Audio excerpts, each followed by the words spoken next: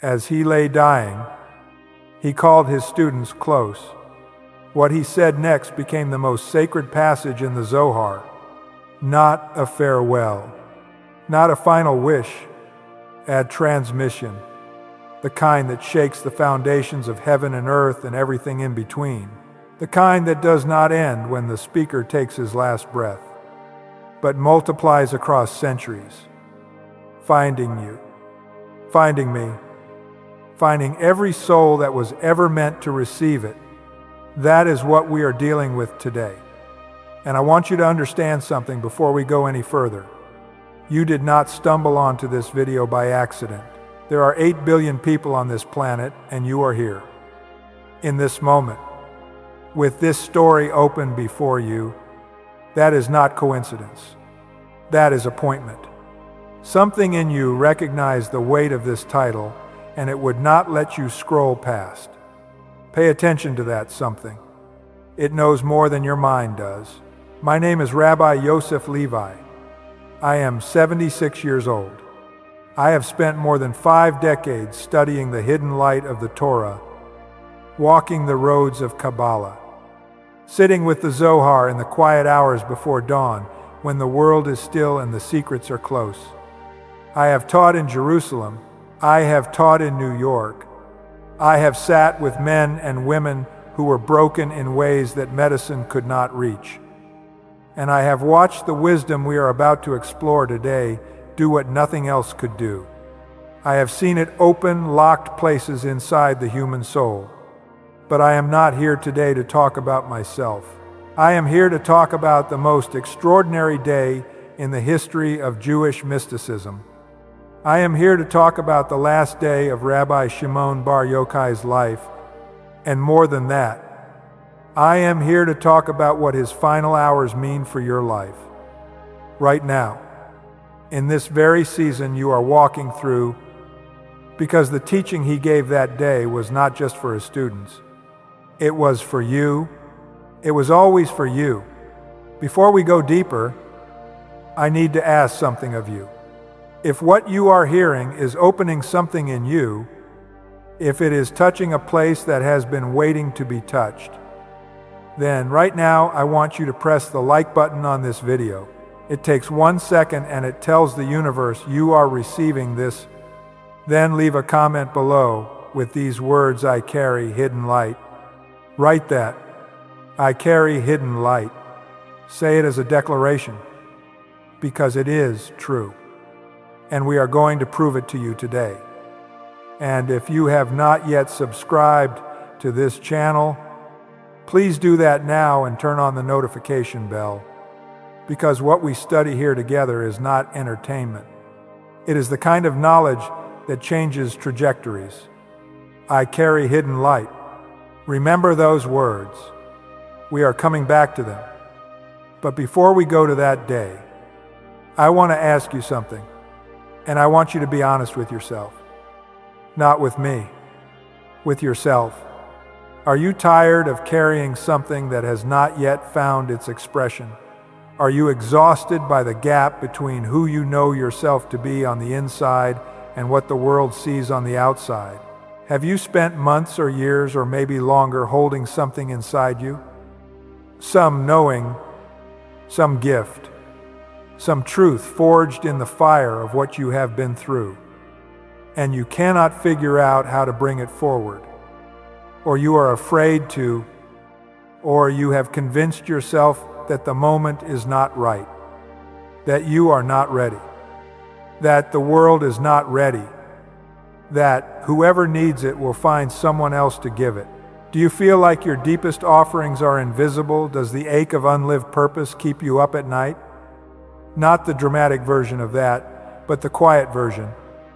The version that does not announce itself but settles in the chest like a low-grade weight that is always there, reminding you that there is more, that there is something waiting, that the season of preparation should have ended by now.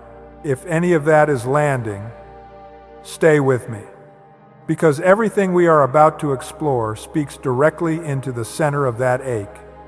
The last day of Rabbi Shimon bar Yochai's life is not a historical curiosity.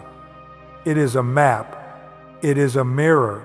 It is a word spoken across nearly 2,000 years of time, directly into the specific situation you are in today. Now, let us go to that day. Let us go to the village of Meron, in the Galilee, in the 2nd century of the Common Era. Let us walk into a small house filled with the smell of olive oil and old scrolls and something else. Something that has no name in any earthly language. Something that happens when heaven bends close to earth and holds its breath. Rabbi Shimon bar Yochai, the Rashbi, the holy lamp, the man around whom the mysteries of the entire universe seem to orbit, was preparing to die. He knew it. He had known it for some time. The tradition teaches that tzaddikim of his stature, righteous souls at his level of attainment. You know, when they have completed their mission in this world, they know when it is time to transition.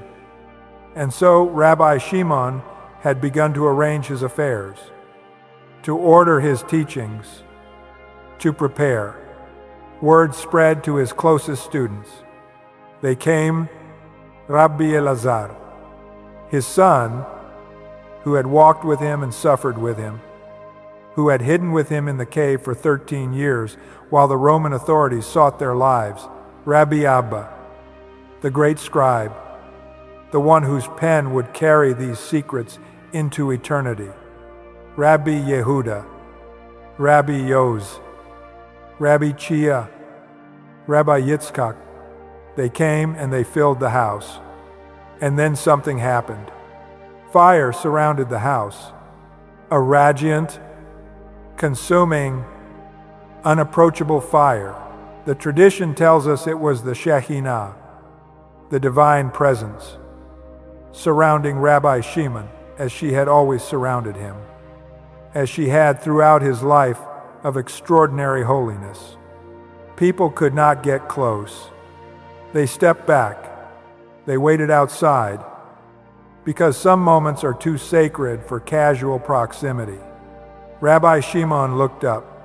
He saw the house had filled with visitors who had pushed through the crowd, entering without the fire's permission. And something in him shifted. He wept. He had been surrounded by that fire for years. It was constant. It was his companion, and now it had momentarily ceased. And the ordinary world had rushed in. He recognized something in that cessation. He understood that the hour had arrived. He rose. He sat again. And then, the Zohar records. He smiled. He laughed. Even, he was glad. Think about that. Think about what that tells you about where he was going and what he knew about it. He said to those closest to him, "Where are the friends? Where are the disciples? Bring them in." And so Rabbi Elazar brought in the inner circle.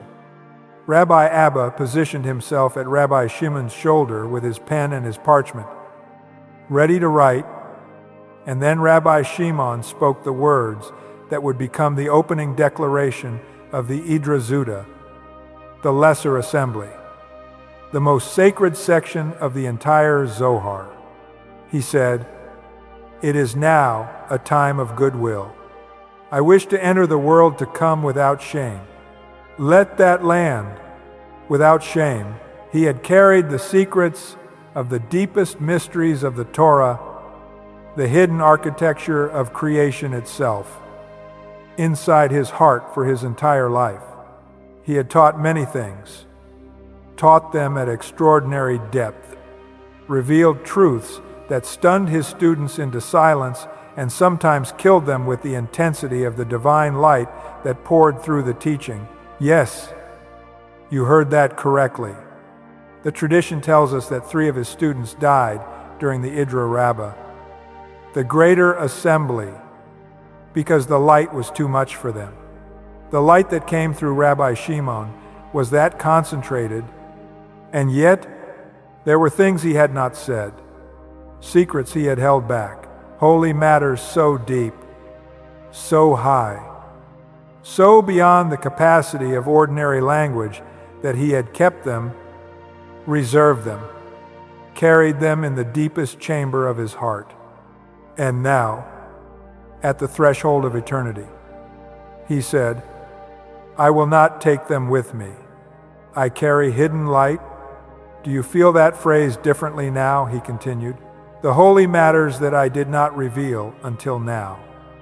I wish to reveal in the presence of the Shekinah, so that no one will say that I left the world without fulfilling my task, so that no one will say that I concealed these secrets in my heart until now, so that they would come with me to the world to come.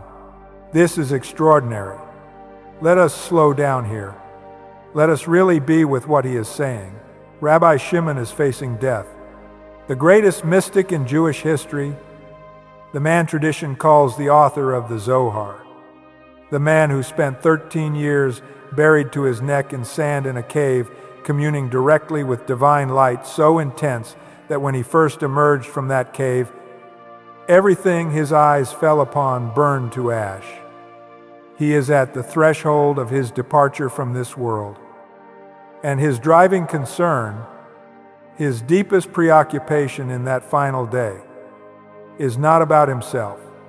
It is not about his pain, his comfort, his legacy, his reputation. His driving concern is that he must not leave this world having withheld what he was given to give. He could not depart with fullness still inside him that was meant to flow outward. Do you understand what this is? This is not theology. This is a mirror. This is held up to every single one of us who is watching right now. You are carrying something. I want you to know that you are carrying something that has not yet been released into the world. You have stories that are sealed inside you that someone else needs. You have wisdom born from the exact suffering you have been through that could be the lifeline for another human being who is right now drowning in the same waters. You have gifts, capacities, perspective, a particular light that is native to your soul and yours alone. And the question the Idra Zuta asks of you today is the same question Rabbi Shimon's final hours asks of him. Are you going to let that remain hidden? Are you going to let fear or shame or the voice that says, who am I to speak, or the exhaustion or the confusion about how to begin? Are you going to let any of that seal what was meant to be poured out? Rabbi Shimon said. I will not leave in want. I will not depart having kept back what was meant to be given. That is the first great teaching of his final day. Now let us go deeper. Rabbi Abba sat with his pen. Rabbi Elazar sat before his father. The remaining disciples arranged themselves, and Rabbi Shimon said something else remarkable. He said, those who were present at the Idra Rabbah, at the greater assembly, let them stay. The others can go. He was specific. He was intentional, even in his dying hours. He was careful about the vessel, because you cannot pour the highest light into unprepared containers, not because the light withholds itself out of arrogance, but because unprepared vessels shatter. Rabbi Shimon knew this. He had watched 3 men shatter in the greater assembly. So he gathered 5. Only 5 disciples remained in the room. Rabbi Elazar, Rabbi Abba, Rabbi Yehuda, Rabbi Yoz, and Rabbi Chia. 5 men to receive the final outpouring of the deepest secrets in the history of mystical Judaism. And then Rabbi Shimon revealed something that adds another dimension to this entire scene. He said, I see that Rav Hamnuna Saba is here. He said, I see that righteous souls are surrounding him. 70 of them, each crowned and shining with the radiance of the highest concealed light. The room was not just filled with 5 living men. The room was filled with heaven, the righteous who had already crossed over, the souls who dwell in the Garden of Eden. had come to hear Rabbi Shimon's final teaching. The upper worlds and the lower worlds were present simultaneously in that small house in Meron, and Rabbi Shimon said he also recognized Rabbi Pinchas ben Yair among those descended from above. Prepare his place. Rabbi Shimon said, make room for him. Let him sit. Think about what this means. The boundary between the world of the living and the world that comes after was dissolved in that room. Death, for Rabbi Shimon, was not a wall. It was a doorway. And on his final day, the door was already open. And the light from the other side was flooding in. And he stood there in both worlds simultaneously, 1 foot on the earth and 1 foot in eternity. And he taught. This is the second great teaching of his final day. Death is not the end of love. Death is not the end of presence. The tradition does not teach that when righteous souls depart, they become absent. It teaches they become more present. They are released from the limitations of the body and the particular location in space and time, and they become available in a way they could not be before. Rabbi Shimon's grave in Meron draws hundreds of thousands of pilgrims every single year on the anniversary of his departure, which is celebrated not as a day of mourning, but as a Yom Hilula, a day of celebration, a wedding day, the day his soul was fully united with the light that had always been its home. Are you grieving someone right now? Are you carrying the weight of a loss that has changed the shape of your life in ways that still take your breath away? Are there mornings when you wake up and for 1/2 second of grace you forget? And then the remembering comes rushing back in and the weight settles again like a stone on your chest. Then I want you to receive this teaching directly. The presence you love is not simply gone. The soul does not evaporate at death. The Zohar does not teach that. The Zohar teaches a universe dense with the persistent presence of those who have walked before us, surrounding us with the light they carry, available to be connected with through prayer, through remembering, through the sacred practice of lighting a candle and speaking their name. The Jewish mystical tradition does not imagine the dead as absent. It imagines them as changed in the mode of their presence, freed from the body, freed from the particular coordinates of space and time, freed from the limitations that made them available to you only in one room at one time. They become, in some ways, more available, not less. Not the kind of available that lets you hold their hand or hear their voice on the phone. That loss is real and should not be minimized, but available in the way that Rabbi Pinchas ben Yair was available in that room in Meron, descended from the upper worlds to be present for the final teaching of Rabbi Shimon, visible to the eyes of those whose inner sight was open. Rabbi Shimon in his final hours could see both worlds, and what he saw across that open threshold was not darkness. It was not emptiness. It was righteous souls in radiant crowns. It was celebration and light and the smiling faces of the holy ones who had gone before. He was not afraid. He was not grieving. He was smiling. That is the witness he offers you today. Across nearly 2,000 years of time, this man smiles at you from the threshold of eternity and says, "There is nothing to fear on the other side of this. But let us not rush past this earth," because Rabbi Shimon had something very specific to do before he crossed that threshold. And it applies directly to your life right now. He began to teach. He said things he had never said. He opened chambers of wisdom that had been sealed. He spoke about the deepest hidden structures of divine reality, the configurations of the highest lights, the nature of divine concealment and revelation. These are profound and complex teachings that fill the entire Idra Zuta, which is found in the Zohar in the section of Ha-Zinu, and which scholars and mystics have spent lifetimes trying to fully comprehend. But what I want to give you today is not the technical content of those teachings. As magnificent as it is, what I want to give you is the spirit of them, because the spirit is what you can apply right now to the specific circumstances of your life. Rabbi Shimon said this, "I will speak alone. All will listen to my words." Upper beings and lower beings. He was not being arrogant. He was being accurate. He understood the weight of what he carried.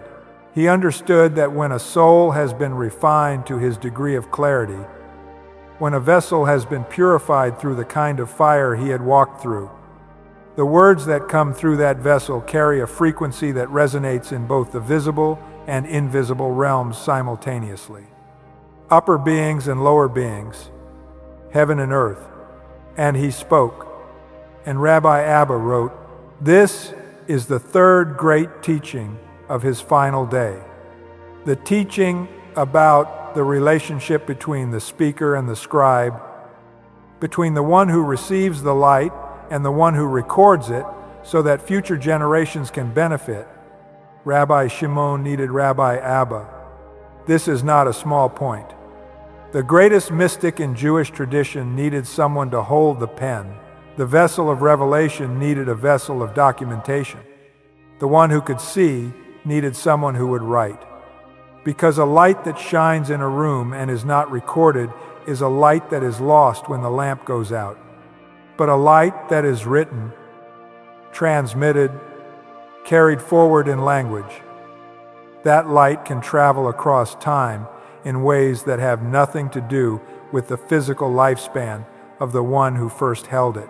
You need your Rabbi Abba. You need someone who can help you get your light out of the privacy of your own experience and into the form that others can receive it.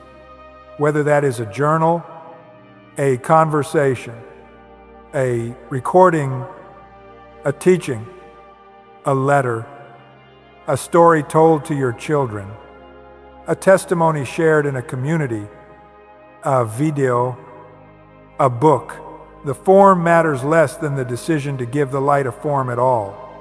Because here is what happened to Rabbi Abba in that room. He sat behind Rabbi Shimon. He had his pen ready.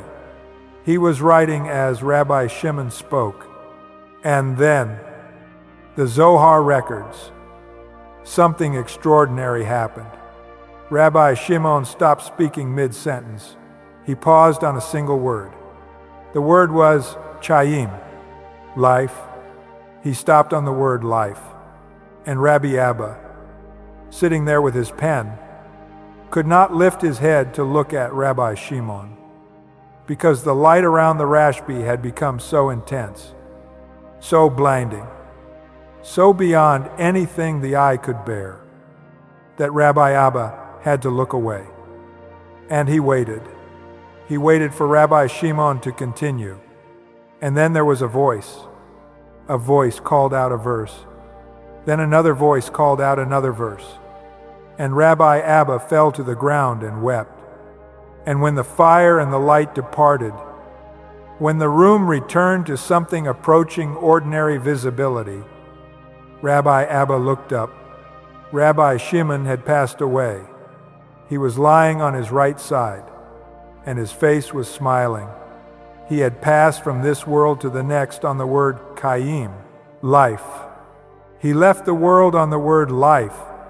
Is there anything more perfect than that? Is there any more elegant, any more intentional, any more complete, a final moment than a man? Let me tell you what the tradition says happened in those final silent seconds between Rabbi Abba's last word and Rabbi Shimon's departure. Rabbi Abba was quoting a verse from the Psalms. He had his pen in hand. He was capturing the teaching as it flowed. And Rabbi Shimon, who had been speaking and speaking, who had been pouring out everything held inside him, reached into the verse with his eyes, and his voice landed on the word Chaim, and stopped. Not because he lost his thread, not because he was confused, but because in that moment, the threshold opened fully. In that moment, The last grain of what he had to give had been poured out, and there was nothing left to keep him here. He was complete. He was empty in the most sacred sense of that word.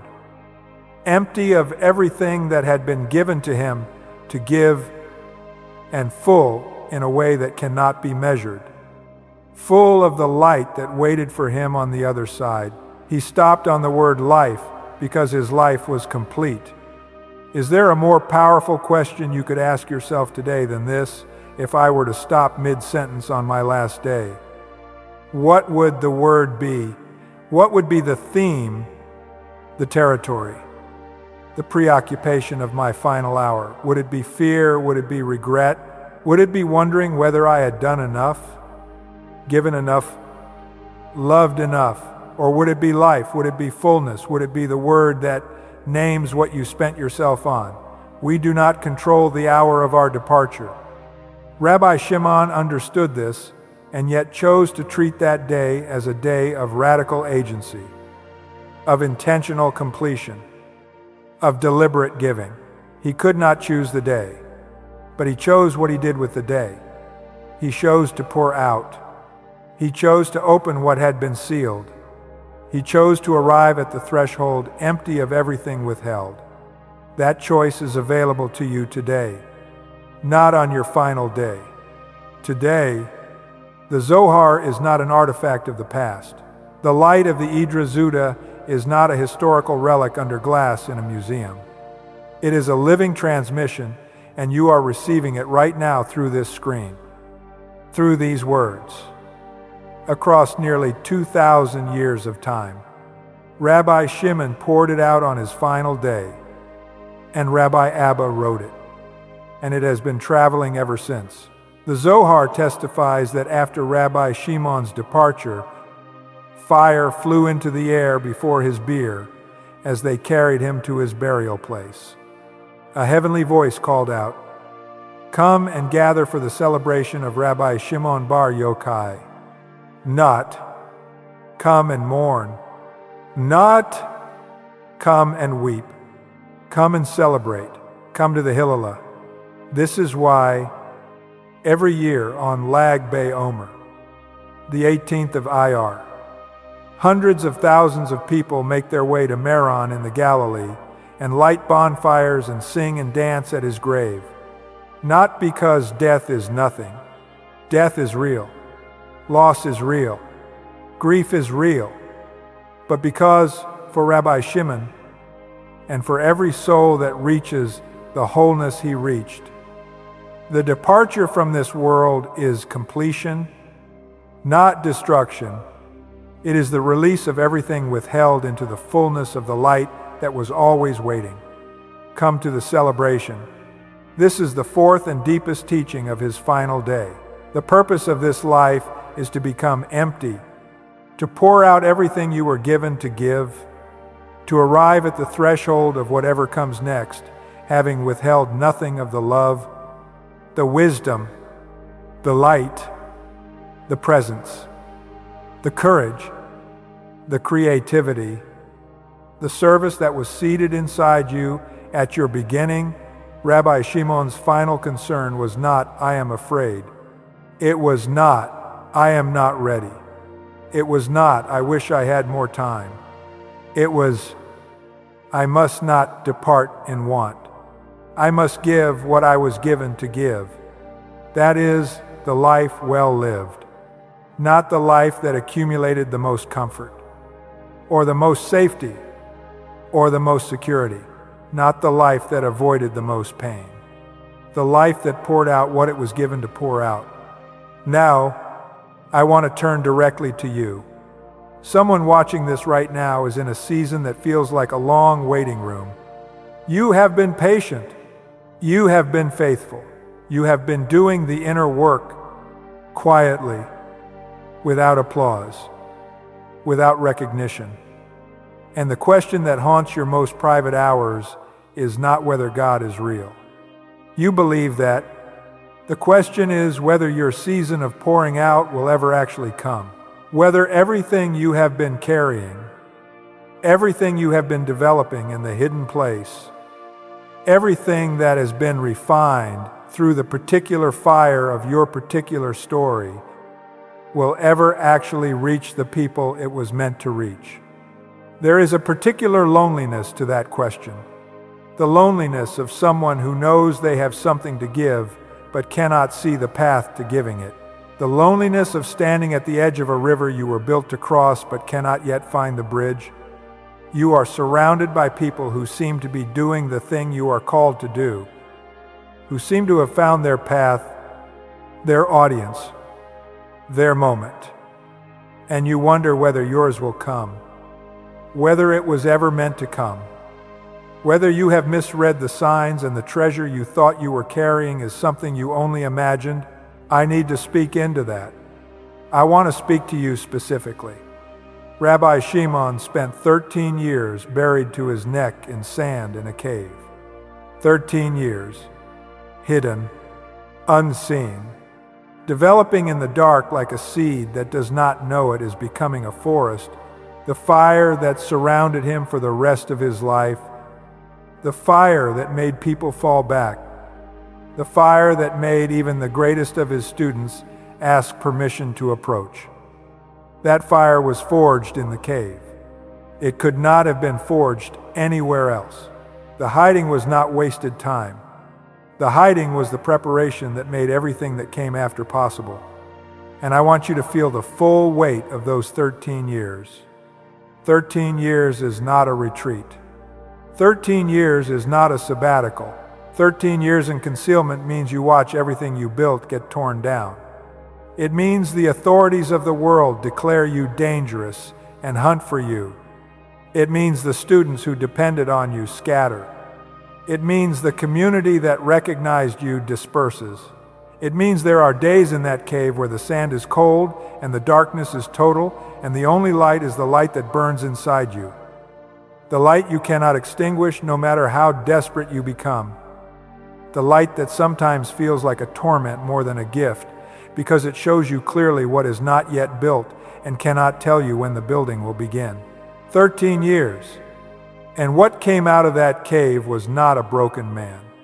It was the Zohar. It was the living transmission of the deepest mysteries of the Hebrew Scriptures. It was a flame so hot that when Rabbi Shimon first emerged from the cave, everything ordinary that his gaze touched was destroyed. He had to go back in for another 12 months to allow his eyes to adjust, to learn again how to live in the world that ordinary people inhabit without burning it down with the intensity of the light he had become.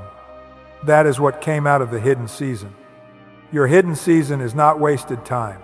Your cave is not your punishment. It is your preparation. And someone watching this right now knows that they are close to the end of their hidden season. Something has shifted in the last few months. You have felt it. A restlessness, a readiness, a sense that what was being formed in you is ready to emerge.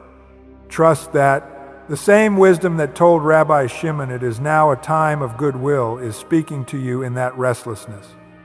Now is a time of goodwill. Do not swallow it. Do not delay it. Do not talk yourself out of it with another year of preparation. You are prepared enough. The preparation that matters has happened in the fire you have already walked through. And to someone else watching, someone who has been trying to give, who has been extending themselves, who has been reaching out and serving and showing up, and who is exhausted and wondering whether any of it is landing, whether any of it is making a difference, whether it matters at all. It matters. Rabbi Abba wrote it down. The tradition preserved it. Nearly 2,000 years later, I am teaching it to you, and you are watching it, moved. Because the light Rabbi Shimon gave on that final day is still traveling. It has not stopped. Light does not stop when the lamp goes out. It travels. It multiplies. It arrives in places and in hearts and in moments that the original sender could never have imagined. Your light is traveling farther than you know, further than you can see. It is arriving at destinations you will never hear about in this lifetime. And that is enough. That is more than enough. Now let us talk about what you do with all of this. Let us get concrete. Because wisdom that stays in the atmosphere is beautiful but not useful. What do you do with the teachings of Rabbi Shimon's final day? Here is a practice drawn from the spirit of the Idra Zuta. I want you to do this. Not someday. This week. The first step is to take inventory of what you are carrying. Sit in a quiet place, take a paper and write at the top of the page.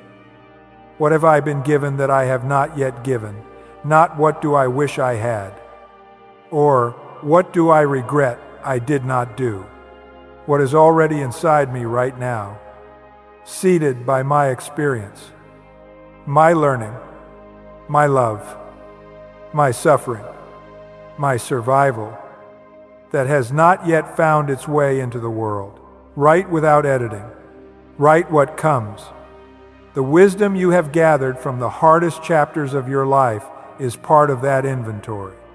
The gifts and capacities that feel obvious to you but astonish other people, those are part of that inventory.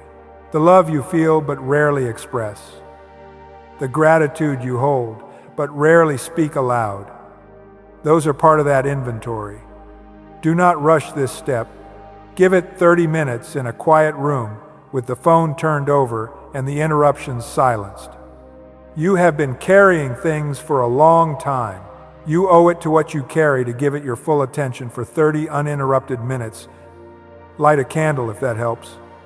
The tradition teaches that candlelight is a reminder that each soul is itself a flame. A distinct, irrepeatable burning that the world cannot afford to lose. Rabbi Shimon said, I do not want to depart in want. What would it mean for you to take one step this week toward not departing in want, not the whole journey? One step, one conversation, one piece of writing, one disclosure, one act of courage in the direction of your fullness rather than your containment. The second step is to find your Rabbi Abba. Find the person, or the format, or the medium, through which your hidden light can become externalized. Rabbi Shimon had Rabbi Abba. He needed someone else to hold the pen. He was the source of the light, but he needed a vessel to carry it forward in time. Think about who or what that is for you. Maybe it is literally writing something down. Maybe it is having a conversation you have been postponing. Maybe it is making a call to someone who needs to hear what you carry. Maybe it is beginning something you have been afraid to begin. But find your Rabbi Abba. Find the form through which your interior wealth becomes transmittable. And here is the important thing about Rabbi Abba that we should not rush past. He was not passive. He was not simply a recorder, a mechanical transcriber who sat there and moved his pen when told. He was a fully present, fully attentive, fully committed witness. He could not even look at Rabbi Shimon in those final moments because the light was too intense. He was on the ground weeping when the moment passed. He was not an observer. He was a participant in the transmission.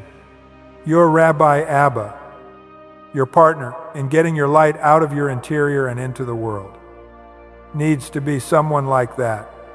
Fully present, not a critic, not a director, not someone who is going to tell you what your light should be. Someone who is committed to receiving what you actually have to give and helping it find its form. The third step is to practice living without shame. This is what Rabbi Shimon said at the beginning of his final day. I wish to enter the world to come without shame. He meant he did not want to arrive in eternity having hoarded what was meant to be given. But I want you to apply this in a slightly different direction. Living without shame means releasing the story that you are not enough, not ready, not worthy of being heard. Rabbi Shimon had 13 years in a cave as his credentials. He had a teacher, Rabbi Akiva, who was martyred for the faith. He had survived Roman persecution, social isolation, periods of such spiritual intensity that his mere gaze could incinerate what it rested on. His credentials were written in fire, not in comfort. Your credentials are written in your story. The story of what you survived, what you learned, what it cost you, what it gave you. That is the authority you carry. Not a title, not a degree, not a platform, the authority of the lived experience. Speak from that. Live from that. Pour from that. The fourth step, and this is perhaps the most countercultural of all of them, choose to celebrate before the celebration seems warranted. Rabbi Shimon laughed on his deathbed, not because everything was easy. His life had been extraordinarily difficult. He had been hunted by an empire. He had lost companions to the intensity of his own light. He had spent a decade and more in hiding. He had outlived his teacher, who died in torture. None of that was easy. None of it. But he laughed because he understood the nature of completion. He understood that every step of that difficult road had been necessary, had been purposeful, had been the exact path that carried him to this moment of fullness. He could celebrate not despite the difficulty, but in full sight of it, because the difficulty had been the price of the treasure and the treasure was real. You can do this too, not by pretending the hard things were not hard, but by beginning to see how the hard things made you precisely the carrier of what you carry, by recognizing that the particular light inside you could only have been produced by the particular fire you walked through, by choosing deliberately and with full awareness to look at your story and say, this was not accident. This was formation. That is a choice. It does not happen automatically. It is a spiritual practice, a daily turning toward the meaning inside the difficulty rather than the damage. And it is a practice worth beginning today. This is not denial. This is not forced positivity. This is the orientation of a soul that has learned to find joy not in the absence of difficulty, but in the presence of meaning.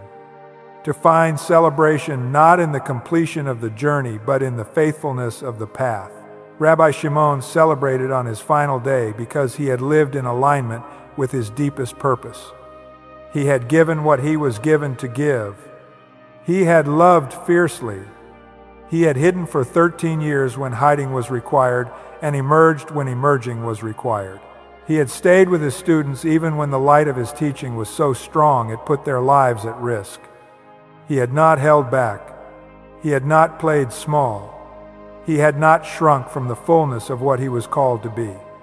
And so on his final day, he could laugh. I want that for you. I want that for you in the morning when you wake up.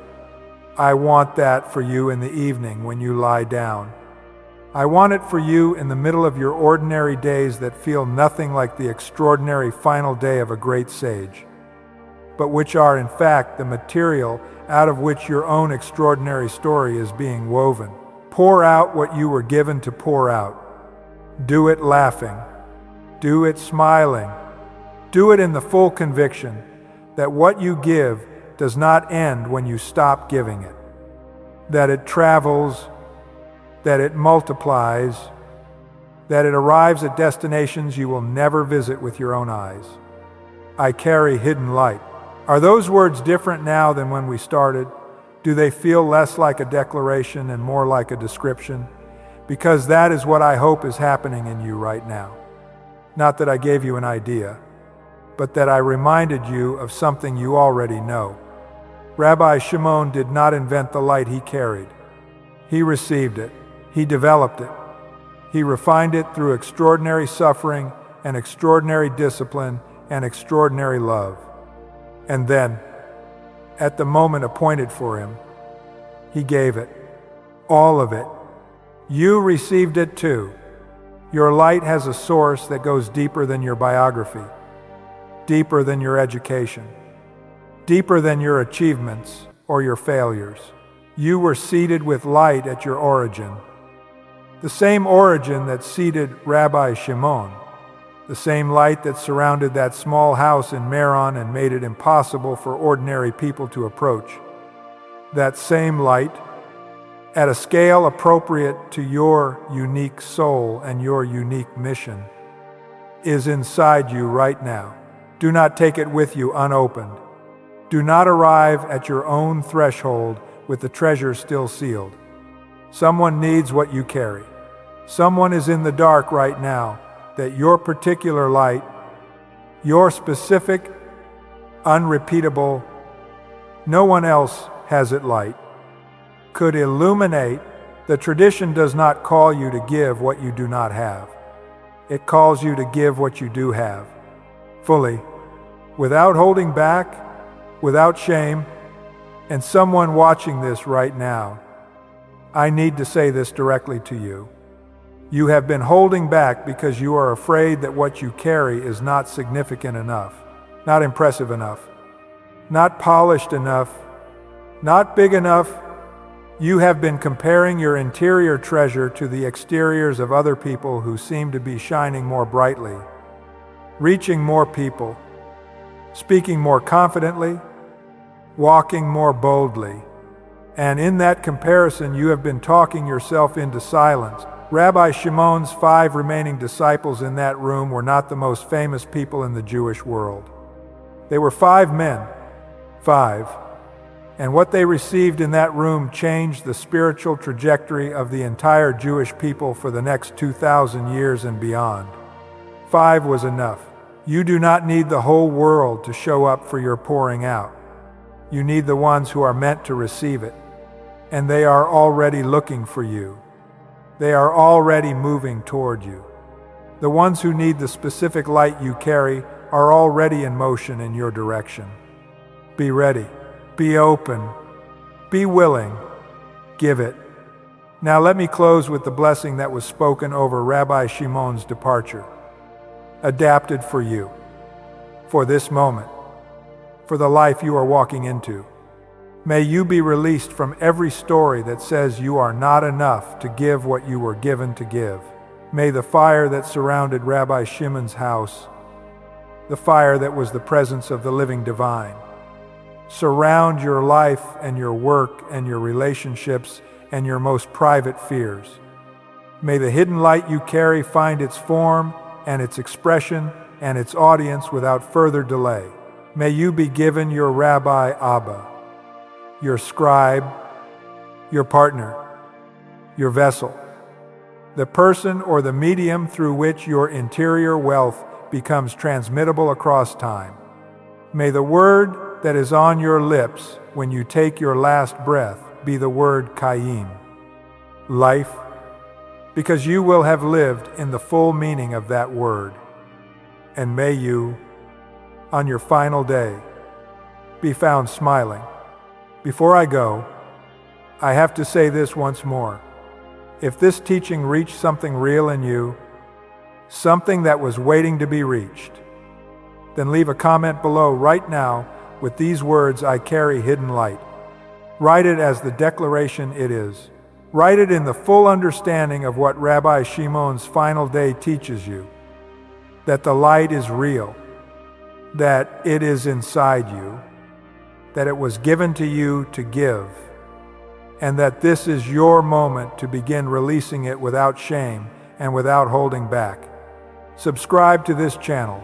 Turn on the bell, because we go here every week into the deep wells of the Kabbalistic tradition, into the places where the sacred texts carry truths that are not opinions or philosophies, but living realities that can change the actual texture of your daily life. The lamp of Rabbi Shimon bar Yochai is still burning. 2,000 years later, it is still burning. You felt it today. You feel it now. Carry it forward. May it be so.